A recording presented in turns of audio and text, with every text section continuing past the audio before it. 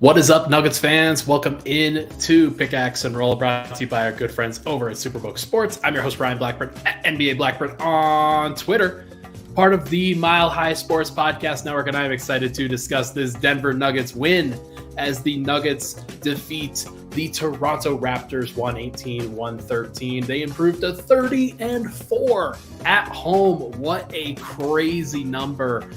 One that I did not expect from this Nuggets team heading in, but it's really cool nonetheless. I see your guys' comments. I see you're waiting around for me. I understand. I took a little bit of time to get back from the arena tonight, but had some things come up. But wanted to stick around for some of the post game, and I think we got some good post game content out of it. Make sure to go follow the MHS platform on Twitter as well and as Instagram. There's some great content up on there from Reggie Jackson's interview post game that I think everybody should check out, but should be a lot of fun. I know that we get onto these late. This is the midnight hour, of course, for Pickaxe and Roll, but I'm excited to hang out with each and every one of you on this show, and we get to now talk about the Nuggets again. We get to now talk about how they decided, let's go with the Scott Foster angle on this one. Let's go with what happened towards the end of the game. We'll kick that off before kind of getting into the rest of everything.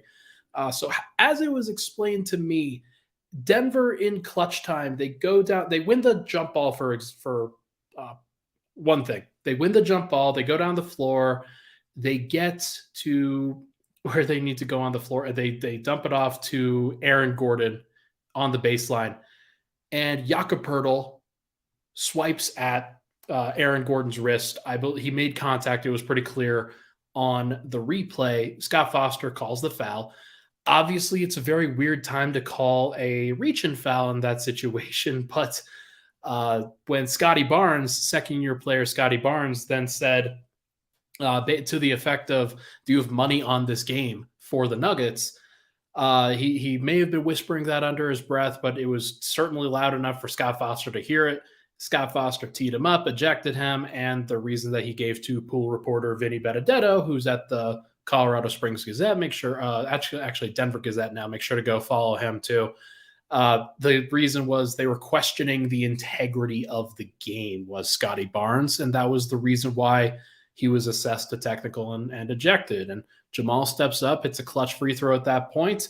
Denver gets another 2 free throws from Aaron Gordon in that place. And there's just nothing that Toronto can do at that point. And what was a very close game going back and forth that really looked like it was going to go Toronto's way suddenly goes Denver's way. And it's very weird, very odd, but and like as a Nuggets fan, I understand. I understand how things go for Nuggets fans. Like this is not something that Nuggets fans I think are used to, getting the benefit of the doubt from a really weird referee situation. But if you're complaining about it, you should have been up by more points. That's honestly where we come down to this. It was very legitimate based off of the actual foul that was assessed. And then should he have ejected Scottie Barnes at that moment? Probably not. You probably just turn a blind eye. But as we were talking about in the media room, Scott Foster was tied to Tim Donaghy in the cheating scandal for referees. And so like those guys were tied together, whether loosely or tightly, depending on who you ask. He was clearly exonerated for that. But I do think that that's at least part of the reason why Scott Foster blew up in the way that he did. And yes, it benefited Denver, but it did feel a little sticky. So I'm not necessarily that worried about it because it's just kind of one moment in the span of a long regular season. But I do think that these games matter, especially if you're a Raptors fan, and they were very upset about the way that this ended. Obviously, some calls going Denver's way, although I do think that Denver deserved those calls based off of the way that they were playing and how aggressive they were and doing the right thing, being in the right position. So, look, sometimes it just comes down to that. But in general, Scott Foster made himself the main character in this game, and you never want to be that as a referee. And that's an unfortunate thing if you are just wanting to watch basketball. But in general, should be fine. Let's actually get to the basketball side of things. We'll start with good guy Nikola Jokić, who through, I think, a half of basketball had either 2 or 3 shots. He was 2 of 2, 3 of 3, one of the two, and finishes 17 points, 5 of 8 from the field, 1 of 1 from 3. And the 3 that he made was so funny. It was so insane. It was clock coming down in the first quarter, and Jokić gets the ball at the top of the key, and he just kind of like throws it up and just not necessarily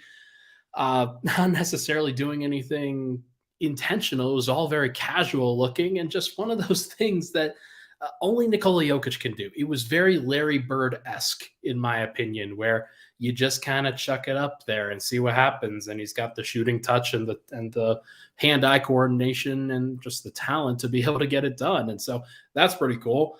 Of course, he didn't shoot that much in this game, and there was a lot made of it.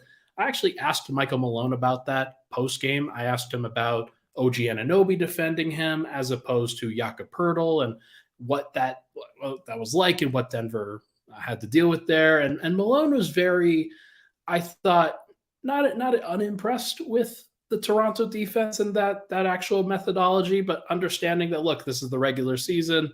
Denver still got great shots. And he said, quote, any defense that you throw at Nikola, he's going to find a solution, is basically the paraphrase quote. And to me, that's what Jokić did tonight. He wasn't needed to be involved. They decided to put their best defender on him tonight in OG Anunoby. I thought OG did a great job. Like, credit to him. He did a fantastic job all night in limiting some of the possessions that Jokić had, forcing a couple extra turnovers, not getting as many shots in comfortable places as you would think. But I thought that Jokić was mostly in second and third gear tonight, not necessarily having to crank it up. And he made some plays down the stretch defensively that were very important and left the scoring to Jamal Murray and Michael Porter and Aaron Gordon when they decided to double team, especially baseline with OG in the post and then Jakob Poeltl coming to help. So there were lots of great plays that Nikola Jokić made, despite the fact that he was more so not necessarily a bystander, but more of a secondary option tonight as opposed to the pure primary option. So good on Nikola. He played 36 minutes. I don't think that they were particularly stressful 36 minutes, which is great. That's what you want in this particular game, where you still get the W and you get a lot of other guys who get to show off what they can do. Jamal Murray, one of the guys that could show off what he could do. Pretty impressive stuff from Jamal. 24 points, 9 of 14 from the field, 5 of 10 from 3. Only got to the free throw line the once, and that was for the technical foul right at the end of the game. Did have 5 assists and 1 rebound, 3 steals. It was a productive game from Jamal. There were times where I don't think he got off enough shots, especially in that first half. But I do think that the threes that he got in that third quarter were super, super important. Not just for the record, and I see you guys chatting about it in the comments too, but I do think that Jamal, when he picked up steam in that third quarter, Denver was kind of hanging around a little bit, didn't necessarily feel like they had good momentum or anything like that. Jamal getting hot put them up, and he put them in the lead for at least a brief amount of time. And it was very nice to be able to see that, just because they put some interesting defensive schemes on him. They put OG on Jokić and they put Scottie Barnes on Jamal, and then they would switch that pick and roll. At least they would try to switch that pick and roll. So it was very interesting to watch Jamal kind of navigate that. And sometimes he would pull up short and hit a 3. Sometimes he would curl around a screen and try to get free off of off-ball movement. There were plenty of times where Jamal would find some good rhythm, find some good spacing on the court around what Jokić was doing on the perimeter, and then take advantage of whatever the defense was giving. And I think he's learned to do it in such a way that it hasn't taken away from what the rest of the team is doing at any given point. 14 shots tonight, got to 24 points, just super efficient scoring.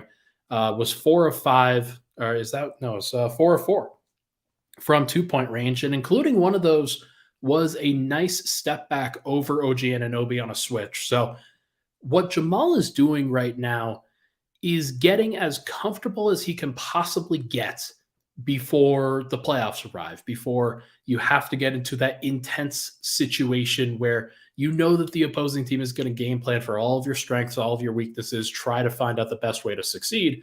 Jamal's going to do the same thing. But when Jamal was talking, he was talking about it this postgame actually, that it's all about counters in clutch time. It's all about what the team is trying to get you to do, the opposing team, the Toronto Raptors in this case, Scottie Barnes in this case.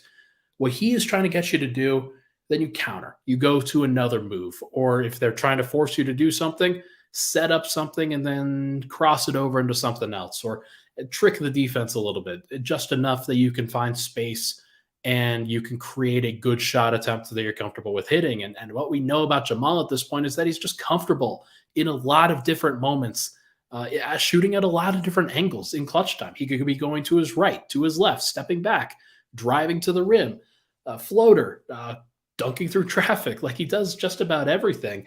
And to have a player who is as versatile as he is, getting to different spots on the court, it is such a potent thing to be able to pair him with Jokić, who will find him in each and every single one of those spots and is also dangerous in every spot on the court. But Jokić, most especially, is dangerous in the middle. So Jamal basically ping-pongs around him a little bit, finds just an inch of space, and is very, very good at finishing those baskets when they do come down to it. And you don't have a lot of space to get it off, but he's just very comfortable doing it. So I like what he's done.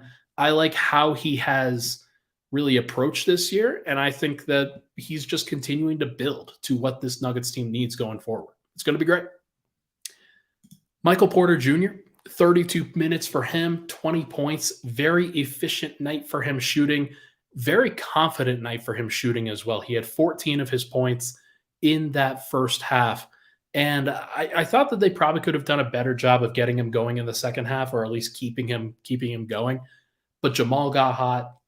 AG was the benefit of different plays. Jokić had to finally score. So there weren't always possessions for Michael Porter to really take on. But I thought that Porter, he just fits in so well to what this team needs as their third option.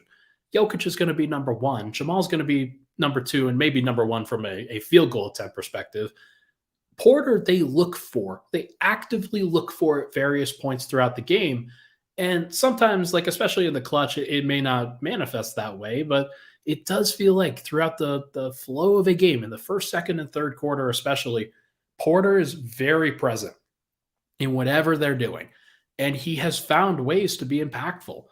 And as a scorer, as a rebounder, as a defender, he has come such a long way. I said this on the post-game video that we posted on Twitter for MHS, that he has just been so impressive, and I've been so impressed with his ability to overcome a lot of what he's had to overcome physically in order to be the player that he is. It takes a lot more than I think people are giving him credit for nationally, where he's coming back from 3 back surgeries and doing what he's doing right now, and this is the best year of his career. Maybe not statistically from a points perspective, but this is kind of what I expected him to look like if he was able to stay healthy. And he has stayed healthy, done really well.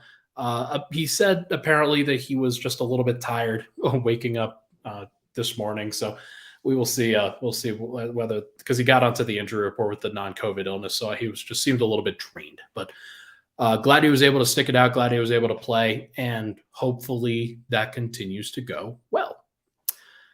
Couple more before we hit a break. Aaron Gordon, the beneficiary of the Jokić kind of assignments that OG Anunoby had. Jakob Poeltl had to come over and double on several occasions, and it left Aaron Gordon free under the basket a lot of times to get a dunk, to get a tip in, to get just a backdoor cut, whatever it may be. 30 minutes, 19 points, 7 of 12. 6 rebounds, 5 assists, 2 steals, 1 block. He filled up the box score in a great way. You love to see the way that Denver was passing tonight. Jokić obviously didn't get the triple-double. He got the Sombor double. But Aaron Gordon got 5 assists. Murray got 5. KCP got 4. Reggie Jackson got 5 off the bench. Denver had 30 assists compared to 13 turnovers as a team. And it just goes to show how healthy Denver is right now as a ball movement, sharing the basketball kind of team. I thought Toronto played a fantastic game tonight. I thought that they had a great game plan, and it just didn't matter. And Aaron Gordon's one of those beneficiaries where sometimes Michael Porter's going to get open, sometimes Jamal Murray's going to get open. Nikola, same thing. Aaron Gordon, like he is the opposing team's last like line of the stat of the what am I thinking of the actual report, whatever the scouting report. That's what I'm thinking of. He is one of the last lines on that scouting report at the beginning because like there are certain things that he does where he steps in and he gets offensive rebounds and he gets cuts and he kind of plays a nice complementary way to what the Nuggets need at the time. But when you don't, or when you're not ready for that and you have to overload to Jokić, Aaron Gordon is the guy who benefits the most. It's not Murray, it's not Porter, it is Gordon. And Denver looks for him often. And it's great to see him continue to stay productive in that. I thought he also had a great defensive game as well. I thought that Pascal Siakam was fine, not great. I thought that when he was defending Scottie Barnes was fine, not great. Those guys weren't even really the biggest scorers there for Toronto. It was Fred VanVleet, who had 21 points and 14 assists, and it was Jakob Poeltl, who, let's just be honest, Jokić, not his best defensive game, although there were a lot of guys in the postgamer that kind of stood up for Jokic's defense. I did not think that this was a great defensive game from Jokić. We just made timely plays, and that's great. And lastly, KCP, not a great shooting performance from KCP. He staggered with the bench tonight, and I think that is a direct reflection of his shooting splits, of the actual space that he got, of some of the other things like in the box score. Had 4 assists, was creating a little bit off the dribble, had a steal, which is fine. He probably could have had more. 6 points on 3 of 10 is obviously never good. He's very rarely going to miss that many shots. It's a wonder that he doesn't do that as often because he has been such a metronome for this Nuggets team that it's never been really a question what KCP is doing on a consistent basis. So sometimes you have a bad shooting game. I thought that KCP's defense, especially down the stretch, was really, really good. And I think that Toronto just hit a lot of contested shots tonight. There was a lot of stuff that Denver just couldn't really deal with and couldn't really counter. And then that's fine. They just outlasted Toronto in such a way that KCP, when he got the timely stops that he did, that was all that really mattered. So good on him. Not necessarily his best performance or anything, but he was still a +8, and that is what matters, especially when he's already staggered with the bench. So good stuff. All right, I'll tell you what, let's take a break. When we come back, we are going to circle back to the bench lineup, including a performance from Reggie Jackson that I was surprised got as good as it did. But first, this podcast, as everybody knows, is brought to you by our good friends over at Superbook. Make 2023 the year you beat Vegas. Superbook Sports gives you the chance every week to go head-to-head with the best odds makers in Las Vegas. No fancy computer algorithms, no guys across the pond setting lines for American sports. Just the best team of odds makers in the business behind the counter at Superbook in Las Vegas. Plus, Superbook features some of the best odds boosts and promo bets anywhere. So make sure to download the Superbook Sports app or visit superbook.com and start your battle against Vegas right now. Visit superbook.com for terms and conditions. Gambling problem, call 1-800-522-4700.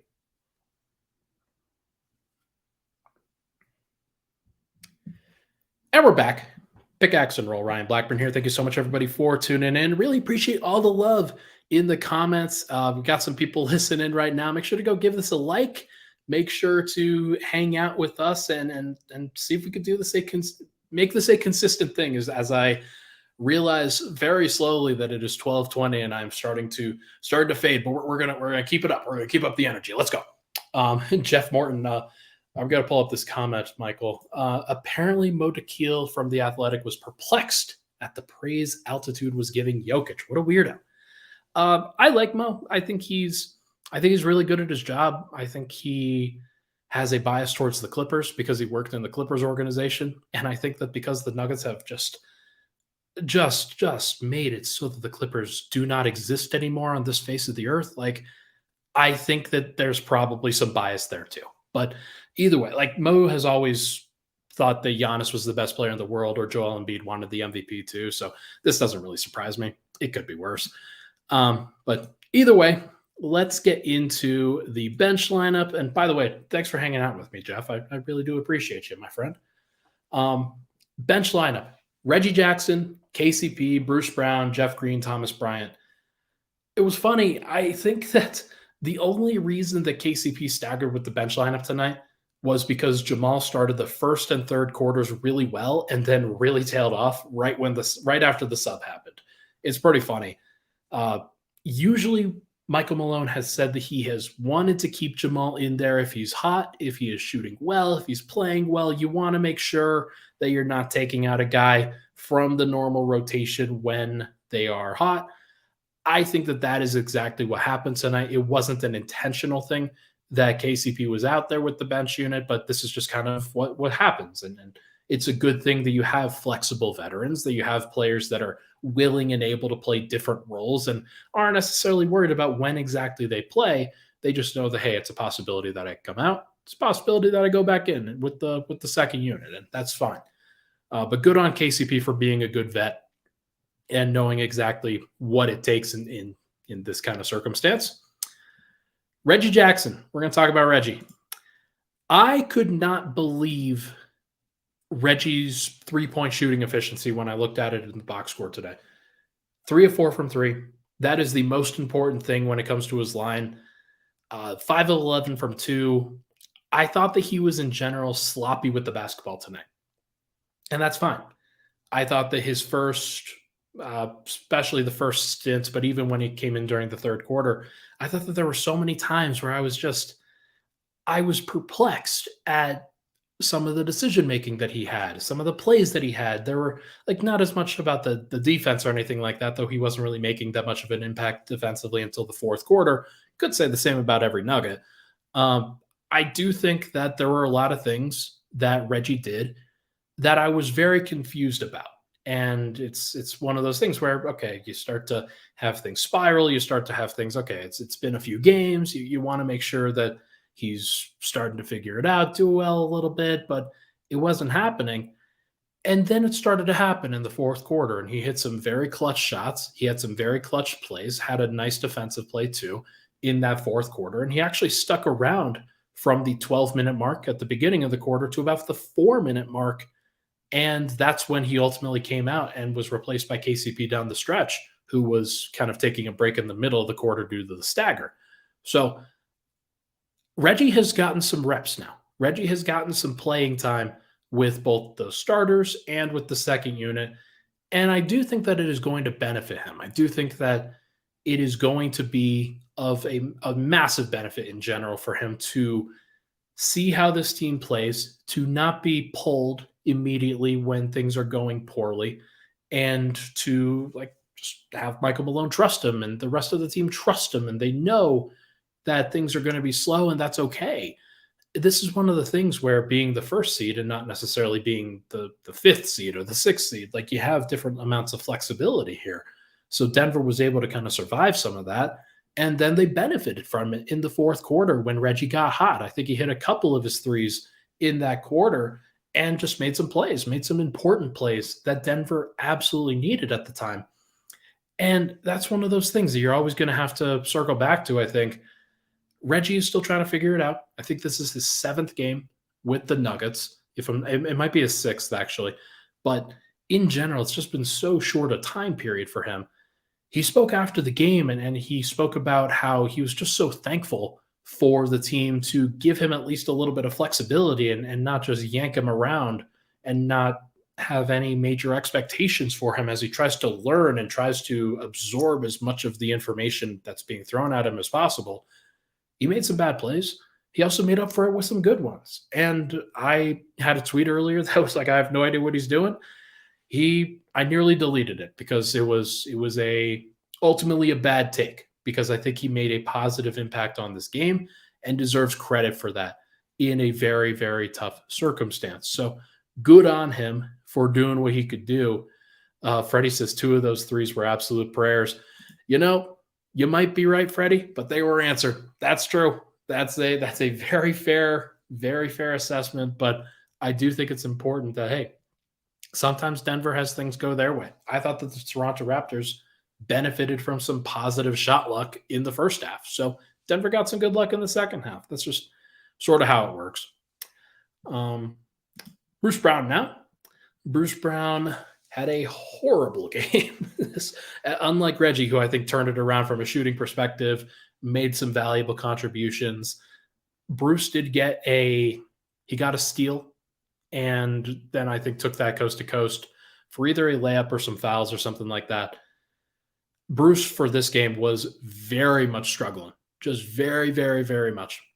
And it's fine because he is a role player, and sometimes I forget that because I see him as a player that is in Michael Malone's circle of trust so deeply that like you kind of have to treat him like a sixth starter. Like that's just kind of how I have been treating him. And I think that's kind of how the Nuggets would like to continue to view him. But he didn't play well tonight, and it's going to happen. 0 of 5 from 3.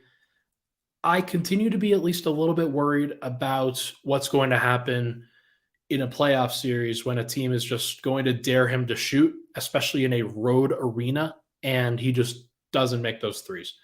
Could be 1 of 5, 0 of 4, whatever the number is, and it could all be consecutively where it's in like the second quarter or something, and then the opposing team, they benefit from that. They get out and run. They get some valuable contributions, and the Nuggets, they still have to trust Bruce Brown. They still have to make sure that he shoots it, but then Bruce starts thinking about it, and I think that that's going to be one of those things that just going to have to cross that bridge when you come to it. But it wouldn't surprise me if it looks a little bit different in the playoffs, or maybe Bruce just hits all those shots. That he's been pretty good for the entire season. So maybe it's just me. Maybe it's just me being a little bit overly hard on him, expecting too much. But I do think that Denver, they need that guy. They need him, or they need Reggie to be able to come off the bench, provide some extra ball handling, provide some extra creation. And I just was struck with the lineup that was out there in the second half, or especially in that fourth quarter, that you've got Reggie out there, you've got Bruce, you've got KCP. Which of those guys do you really trust the most running a pick and roll? I don't know. I don't know who the answer is, and I'm trying to figure it out still. I think that the answer is probably stagger Jamal instead. But I do think that that's going to be one of Denver's weaknesses when it comes down to it. And those guys are going to have to prove it, especially Bruce. He's going to, like, if he wants the bag in this offseason, he's going to have to prove it for sure. But look, everybody's allowed a bad game here or there. He still made some good positive contributions on the defensive end. Hard to be overly critical, though he was a team low -8 in the plus minus tonight.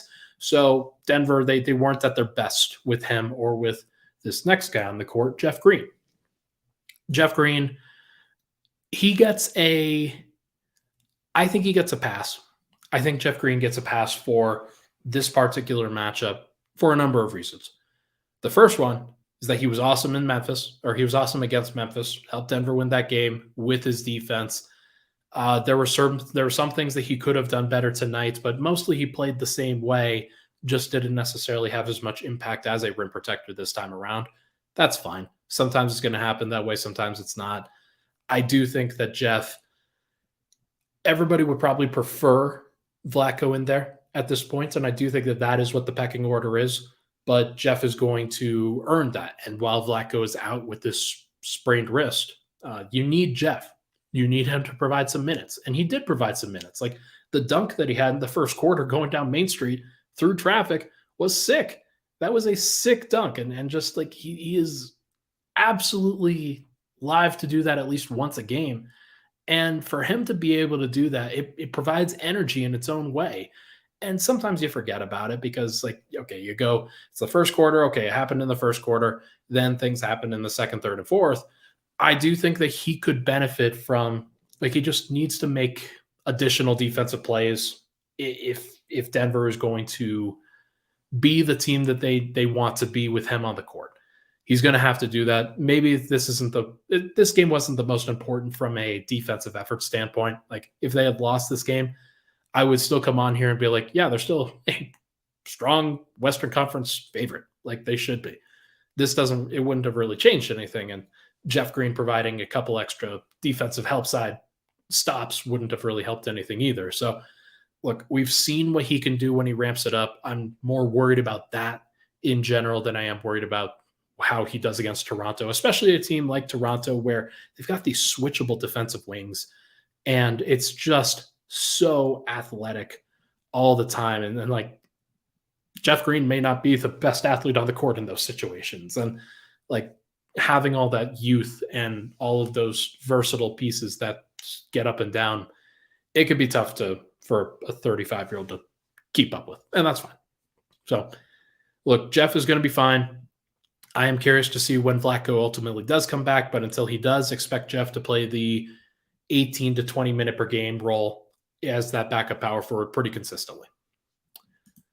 Thomas Bryant. Reggie Jackson actually had an interesting point in his post-game presser. He said, Thomas Bryant only played 12 minutes. I need to be better, was what Reggie Jackson said. And I think that he has a point there, that he does need to be better. And there are ways that he can step up and help Thomas Bryant out a little bit, make it so that he's playing 15 minutes as opposed to 12. And that means Joker only has to play 33 as opposed to 36 in a game like this. But I do not think that Thomas had a great impact in this one. I put 0 steals or blocks in the banner below just because I think that that's important against a team like Toronto. Thomas Bryant has to provide some help side rim protection. He's got to provide something. Jokić obviously isn't going to be a major rim protector. Nobody's expecting Thomas to be like this massive rim protector either, but against the Toronto bench, which isn't a great unit, you've got Precious Achiuwa at the 5, you've got Chris Boucher at the 4, they have Scottie Barnes at the 3. Like there should be opportunities at the rim for Thomas Bryant to make some plays. And he had 4 points. He had a couple offensive rebounds. Does get credit for those, don't get me wrong. Actually, he didn't have a couple offensive rebounds. I thought he did, but 4 defensive rebounds. He just wasn't as productive as I think you'd want him to be. Whether they're not playing through him enough, or they are not setting him up well enough, or they are not putting him in a position to succeed defensively, I don't really know. He was only a -2 in 12 minutes, though. So that's really where this comes down to, right? Like, I could have all these criticisms in the world. I could be Nuggets Eeyore, whatever you want to call me. But if Thomas Bryant is only a -2 in his 12 minutes, that means that Jokić has to be at least a +3 for Denver to win. And normally, Jokić is like a +10.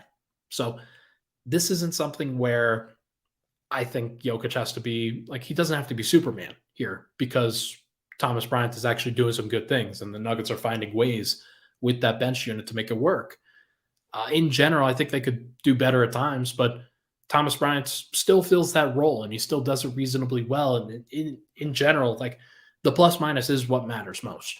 The reason why Denver lost the Memphis game was because the plus minus wasn't really where it needed to be, but also kind of like with Joker, like Joker's plus minus really was there. That was a big issue. With Thomas Bryant, as long as he keeps it within range, Denver's going to be fine. And there are ways that I think that they could help him out a little bit better. I think the chemistry that he has with Jamal is a little bit better than the chemistry he has with Reggie or with Bruce or anybody like that. I do think that Jamal can set him up just a little bit better, but we're going to see. I do think that Christian Brown also looks for him. So if Denver's looking to change up the rotation a little bit, give Thomas Bryant some better opportunities, I do think that Christian Brown would help him out. Like Christian wants to look for him, and he had that lob to him. He also has some dump-off plays. So there are some ways that they could get him more involved that don't just involve like post-ups. So they could do better. But in general, really good win. Really good win for Denver. Finding a way is really the identity for this Nuggets team. They just find a way. They just do what they need to do in this case. And it wasn't anything special. It wasn't anything crazy. They just dug deep, found an extra gear, and the Toronto Raptors just didn't have that. The Nuggets came up big. Jamal Murray came up big. And it wasn't a thing that Toronto did in response. And get a nice little assist from Scott Foster, but that's really all that matters. So fine. Tell you what, let's take one more break. When we come back, we are going to discuss a couple of things, but I want to talk about the belief level for this team as kind of the primary ending to the segment. We'll be right back.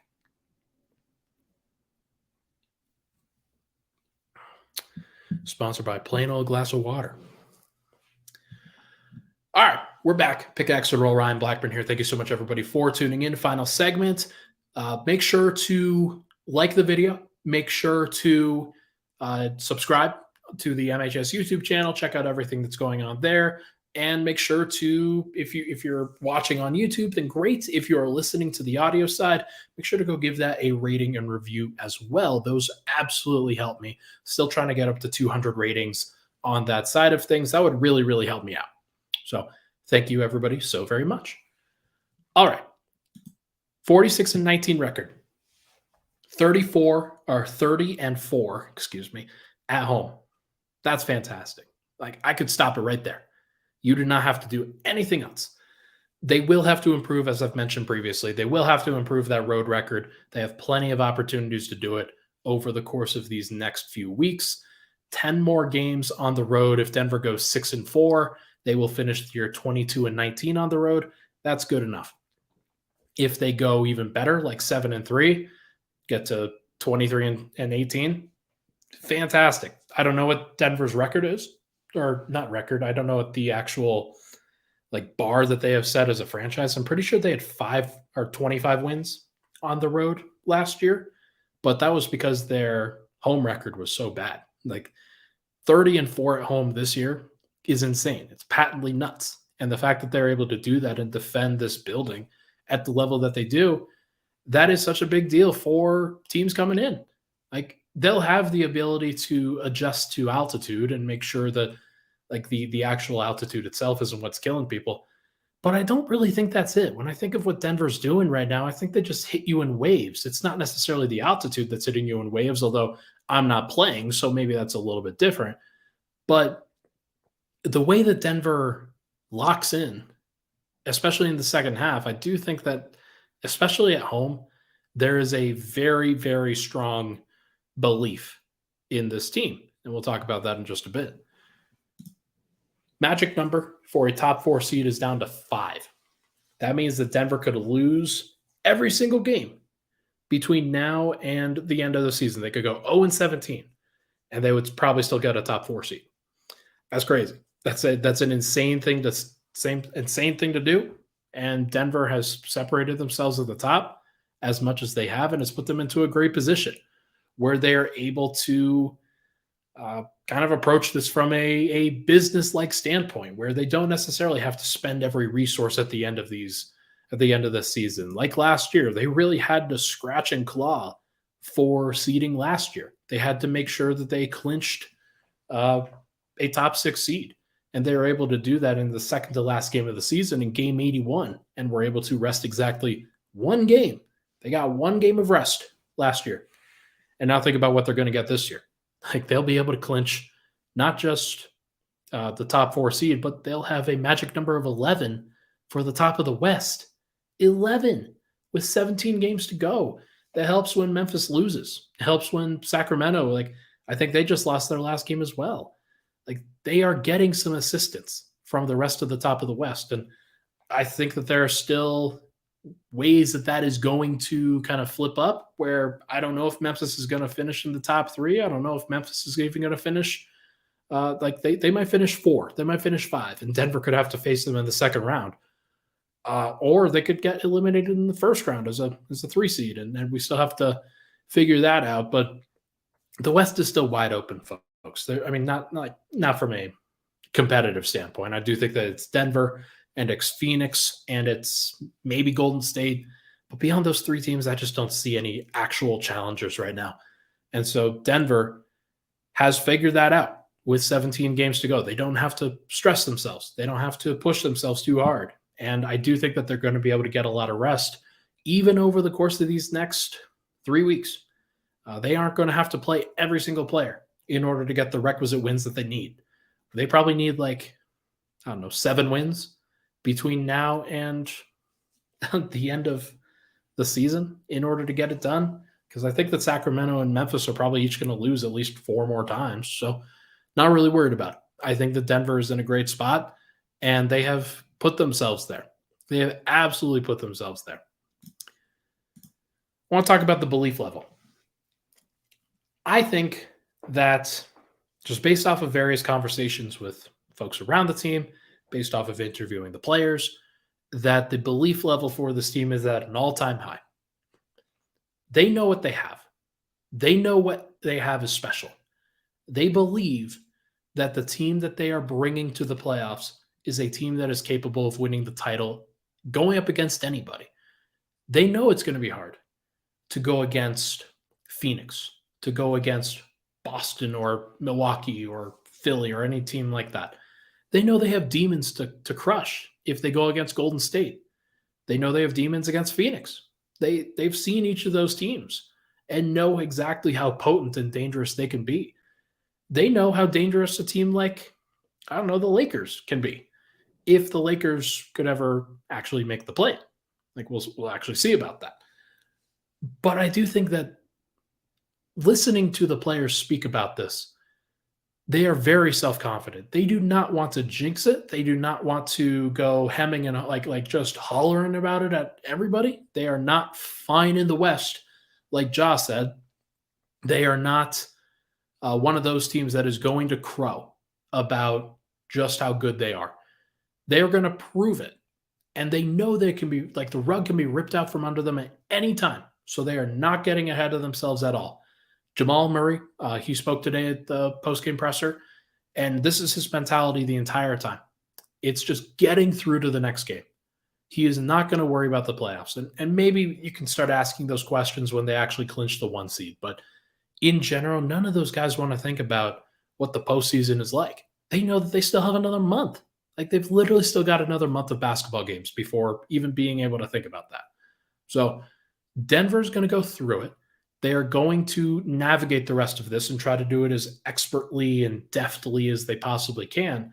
And they'll pick up some wins along the way. They'll pick up some important bullet points along the way where you know what you have to do in order to be the best version of yourselves. And they'll be able to make it happen.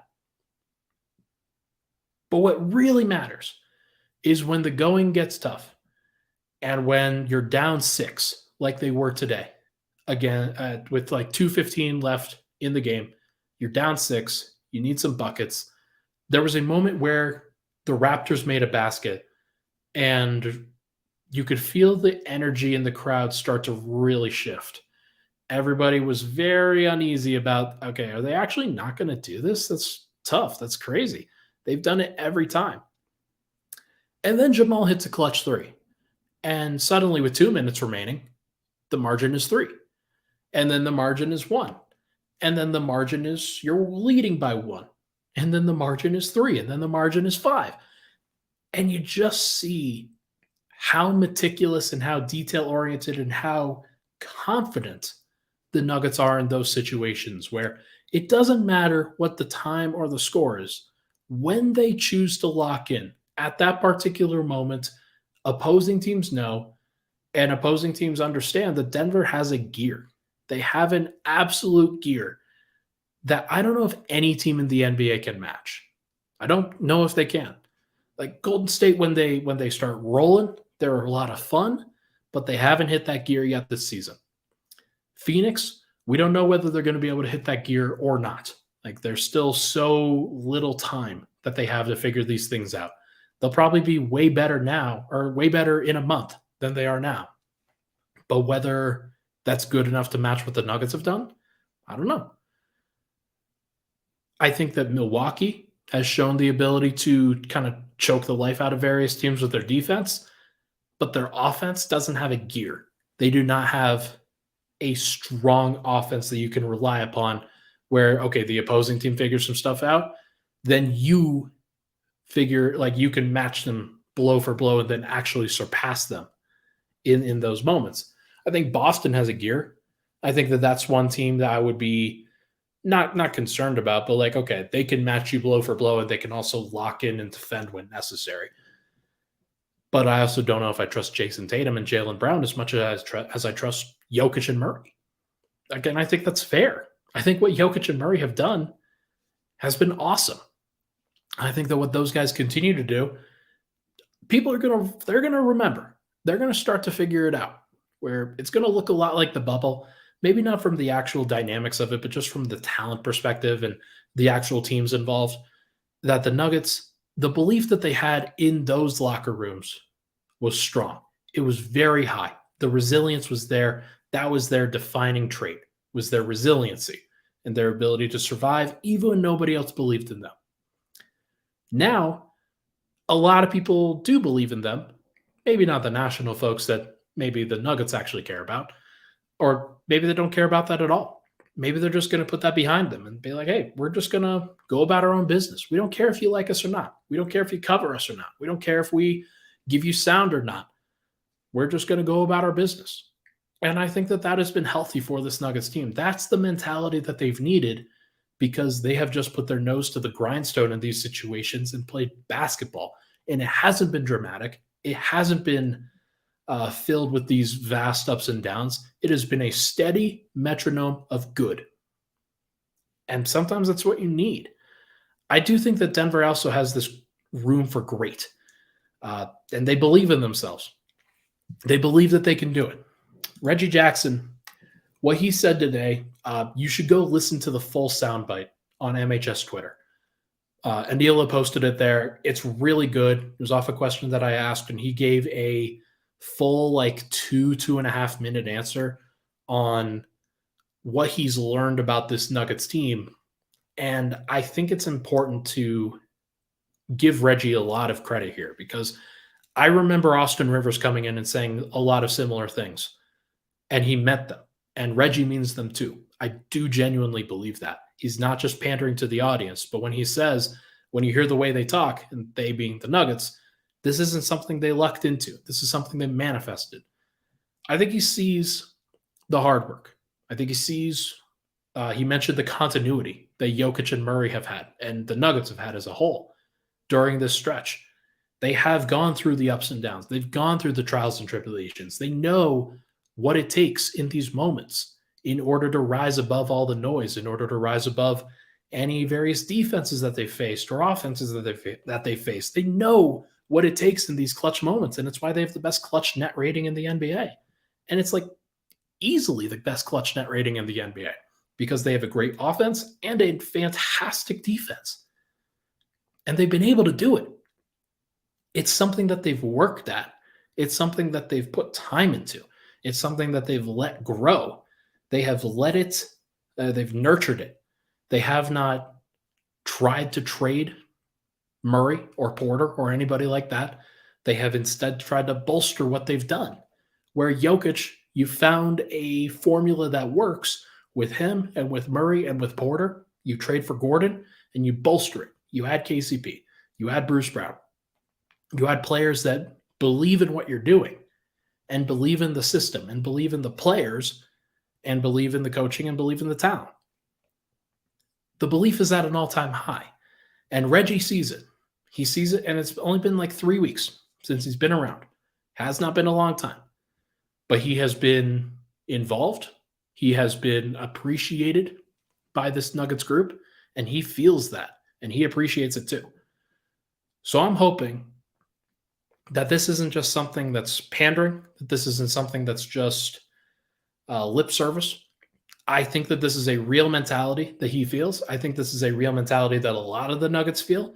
And I know for a fact that this Nuggets team believes that they can go all the way and that they should go all the way. But they aren't going to be gifted into it. They're going to have to work for it. They're going to have to manifest it.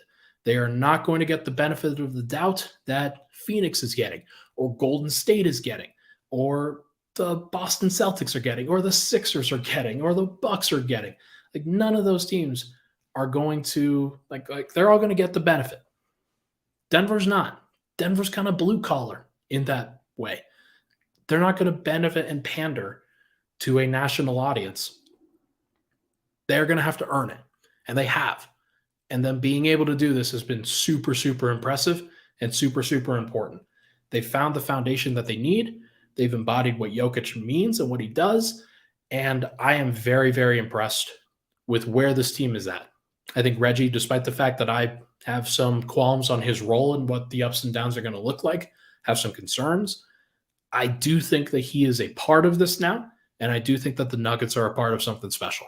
I think that if they're going to do it at all, this is going to be the year. And the belief is going to be the biggest reason why. Michael, hit that outro music. Folks, That is going to do it for this episode of Pickaxe and Roll, brought to you by our good friends over at Superbook Sports. Thank you so much, everybody, for tuning in. I appreciate all the love and support on the podcast. As always, we got to see Thrill in the building. He was in the behind the scenes areas for us for a while. He was on the court, sharing the court with Murray. That was pretty cool. Obviously, Jamal didn't get the 3-point record. That's too bad. But I do appreciate him going for it. I do appreciate him trying. He will probably get it unless he sits against San Antonio, which I actually wouldn't be surprised if he sat. I think Denver could probably rest him and be okay. But either way, thank you so much, everybody, for tuning in. I'll be back tomorrow night as we probably hop on with a guest and get to talk our stuff about the Nuggets and talk our stuff about the rest of the NBA. Should be a lot of fun. Hit that like button on the way out, everybody. Thank you so much, everybody, for tuning in. Thanks for hanging out. We'll talk to you guys very soon.